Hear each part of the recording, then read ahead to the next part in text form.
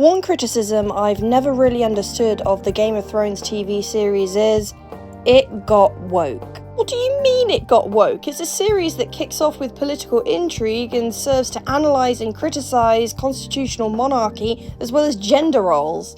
What did you miss? Were you distracted by the dragons and the fights and the boobs? You didn't notice that this is what you were watching?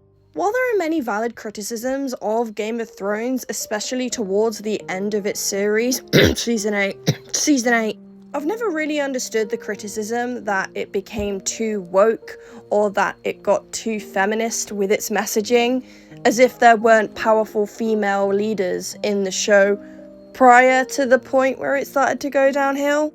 In this video, I want to explain themes within A Song of Ice and Fire and the Game of Thrones TV series. I understand that one is a book series and one is an adaptation of a book series, but considering that George R.R. Martin did have a role in the early stages of the TV show, I do think it's pertinent to bring up points from both. One thing I noticed is that Game of Thrones never really had this criticism at the start of its run. No one was saying, "Wow, a woman with dragons, this is too politically correct." Arya's arc of becoming a warrior by beginning swordplay wasn't a big deal at the beginning, but at the end it was just insufferable. Cersei was allowed to be very power hungry early on, and then it became too much for some people when she had that power.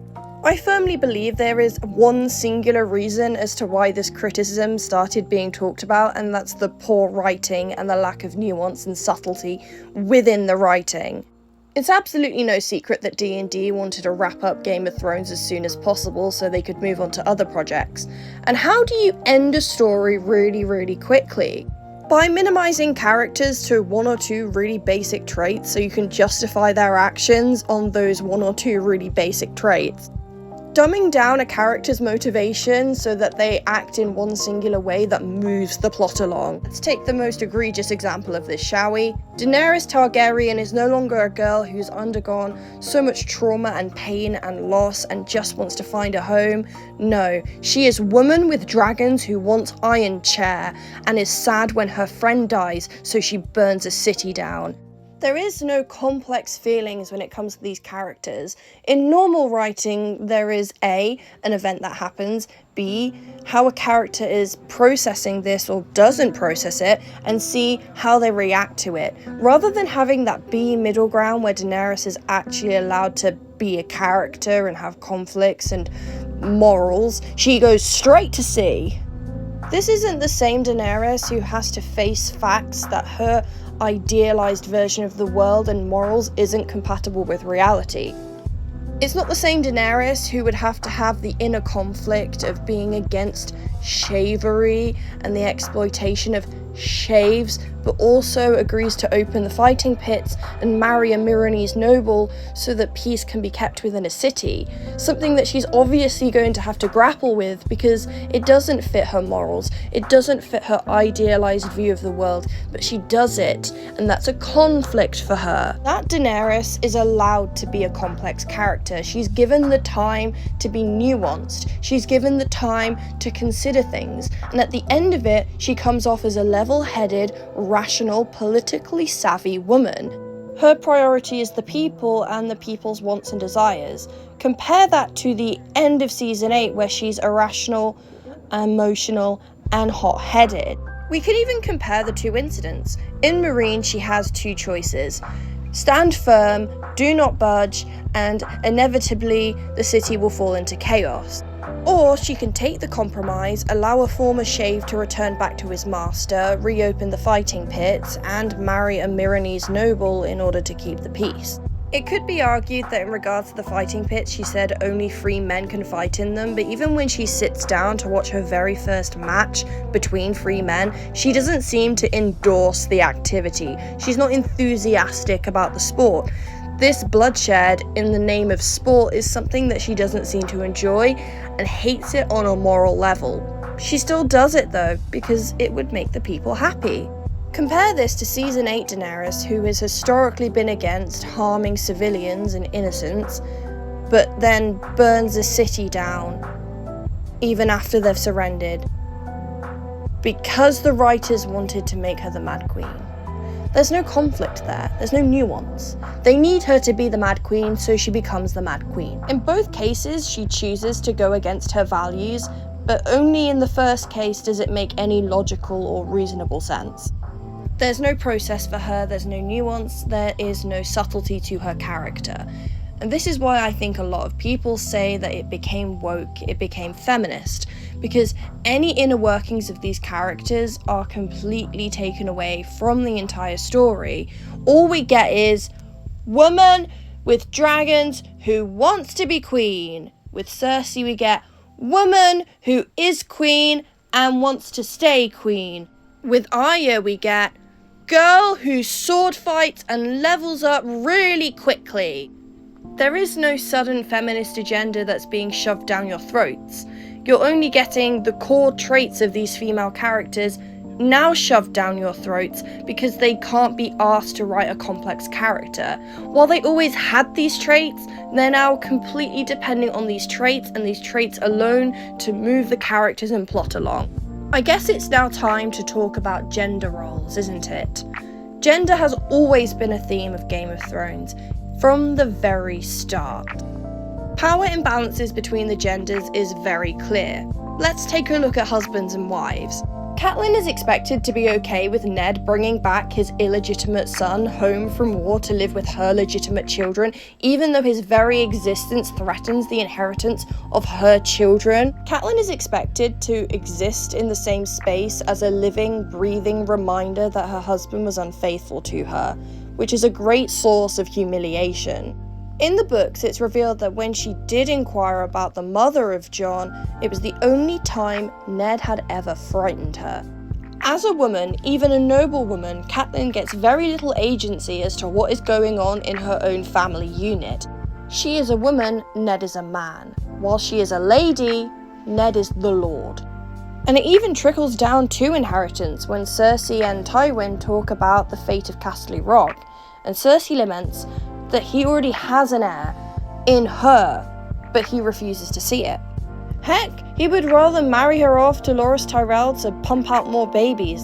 That is her value to him. Women's roles are very set. You are to be submissive. You are to do what your lord husband tells you to do. And failing that, you are to do what your lord father tells you to do.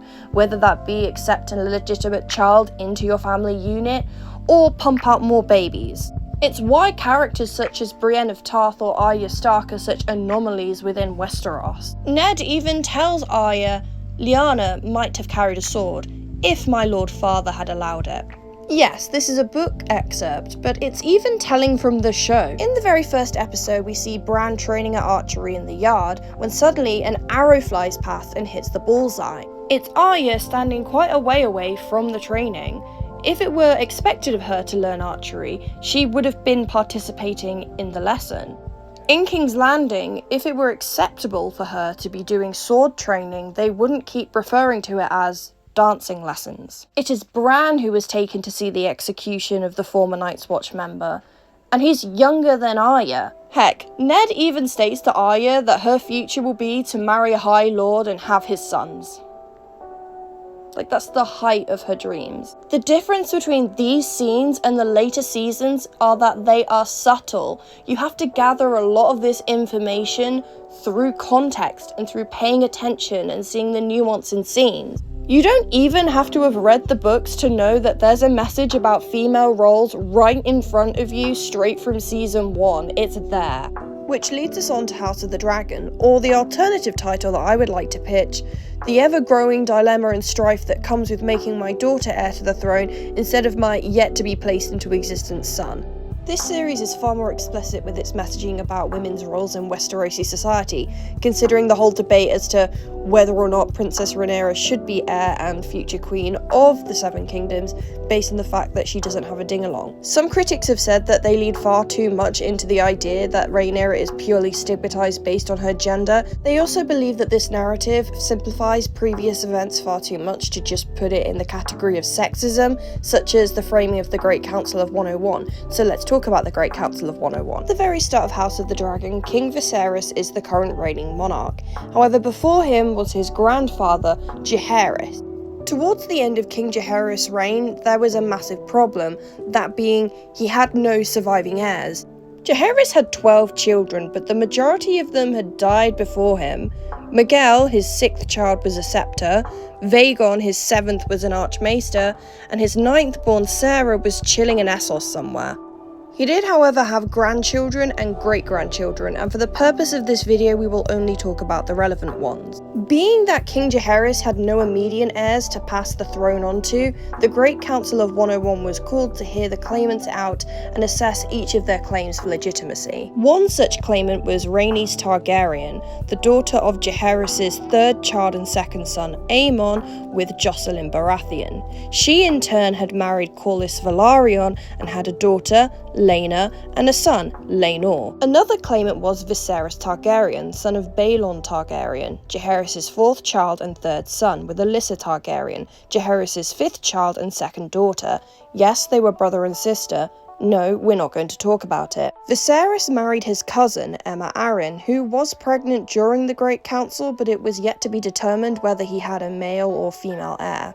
Spoiler alert, that child would be Rhaenyra Targaryen, definitely a girl. Within this family tree that I've just detailed are 4 claimants to the Iron Throne. All attended the Great Council of 101. And this is the point of contention for some viewers. A lot of people seem to think that it was just because Viserys was a man that he was chosen, and that is too woke, and it's showing that there's too much misogyny within Westeros.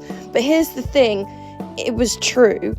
Rhaenys and Laenor, the granddaughter and the great-granddaughter of Jaehaerys, were dismissed based on their sex. This left Laenor and Viserys, causing an issue. The principles of primogeniture state that the descendants of the oldest surviving son should take precedence when it comes to inheritance. Aegon, who was Jaehaerys' 1st son, died 3 days after birth, meaning that Aegon, his 2nd son, was his oldest surviving son to have descendants.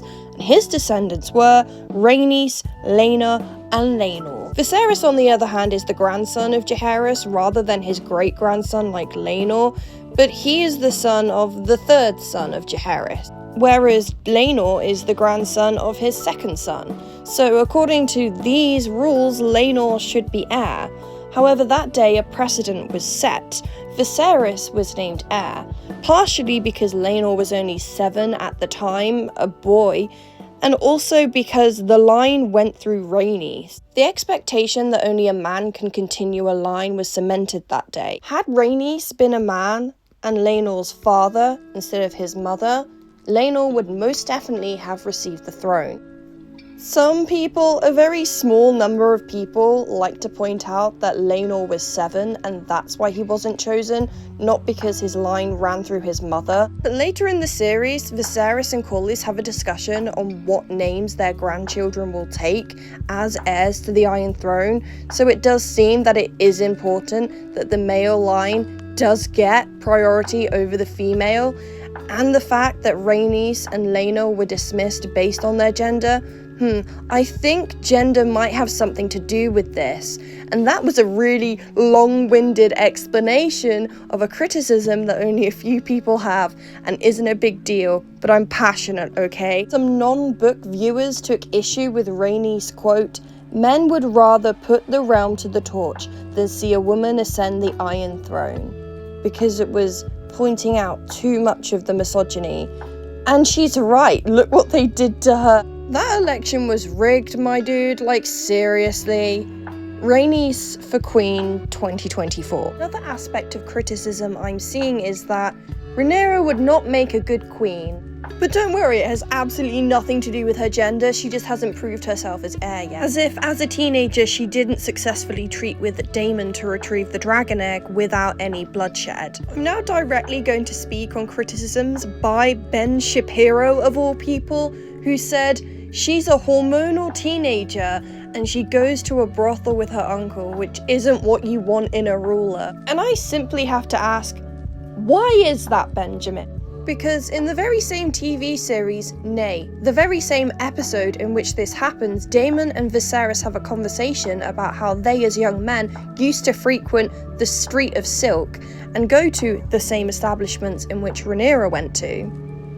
But it's never brought up by you or anyone else as to why this is a point against Viserys as a ruler. There are many different reasons as to why Viserys was an inadequate ruler, but him going to a brothel as a young man is never brought up against him. But it is brought up against Rhaenyra. Is it because she's a woman, Benjamin? Is it because she's a woman? I'm not even a Rhaenyra supporter. I don't support the Greens or the Blacks. I'm in fact Seahorse supremacy, and I want to see Rhaenys on the throne, as was her due. But even I can see that some of these criticisms against Rhaenyra for being a impulsive, hormonal teenager are just weak. It may shock some people to hear this, but she acts as an impulsive, hormonal teenager because she was at that point, in fact, an impulsive, hormonal teenager, but she did make savvy political decisions. The decision for her to face Daemon instead of Otto Hightower alone was genius, because she knew that Daemon wasn't going to hurt her, whereas if it were Otto alone, he definitely would have burnt that man to the ground. If it were not for Rhaenyra, Otto would be crispy bacon right about now. It is dangerous, it is impulsive, but Rhaenyra knows Daemon on a different level than everyone else. Therefore, she doesn't see it as a risk. She does acknowledge that she is acting in certain ways in which an heir should not, but this wasn't something she was raised for. She wasn't raised to be the heir of the Iron Throne. She went a good 14 years believing that she would simply be the daughter of the king. This was thrust upon her. To pretend that it is realistic for her to suddenly fit into a mold of being the absolutely perfect heir to the Iron Throne is absurd. A lot of the criticisms I see of Rhaenyra are her not acting in a way that a Westerosi noble lady or Westerosi heir to the throne should act, which is ironically buying into the patriarchal narrative that the show is criticising itself. The anti-woke mindset has gotten to a point where they will criticise things for just talking about political content. Discussing it. Imagine a political TV show talking about politics. With these people, even mentioning the fact that misogyny has been and still is a thing is woke. We can't discuss the fact that women have historically had it harder in some aspects of society. That's terrible to them. It never happened. Things are better now. You can't bring up the fact that women used to not be able to own property or vote or couldn't refuse the advances of their husband because that was a law. As somebody who is part of minorities and marginalized groups, I can definitely appreciate that tokenism is so overused in media. We want characters who are part of minorities and marginalized groups to be fully fleshed out and have their own motivations and desires separate from their identities. I generally think that people who are part of marginalised groups and minorities think like me. While we would like to see that representation, we don't want a randomly plonked diverse character in the mix that serves absolutely no purpose and is just a stereotype of what people think they are like. The anti-woke police, on the other hand, just don't want any of it whatsoever. Women talking about oppression is woke. Acknowledging that in history, women have been oppressed is woke. Having a political TV show that is based on history and historical events talk about sexism is woke. Because they just want to enjoy their dragon show with the dragons. And that's what they think George R.R. Martin should be writing. And for that, I can tell you there is media out there for you, and it's called How to Train Your Dragon. If the notion of a fictional woman in a fictional universe being passed over in favour of a man is triggering to you because it's talking about a real life political situation that has happened and does happen, and you believe acknowledging that reality, nay, exploring that as a theme in media is woke, then there are countless dedicated, talented artists that animate CGI dragons on loop. I'm sure there are videos of it on YouTube. You can go and watch that, and we can enjoy a vast universe packed with fantasy and thousands of years of history and themes. You need not get your panties in a twist about the fact that real life things are incorporated into fantasy for a reason, and that some people enjoy it and aren't wound up because they're in this political mindset where everything has to be uncensored, but at the same time also censored because it goes against your anti-woke standards. I hope you guys enjoyed this video, and I will see you soon. Bye.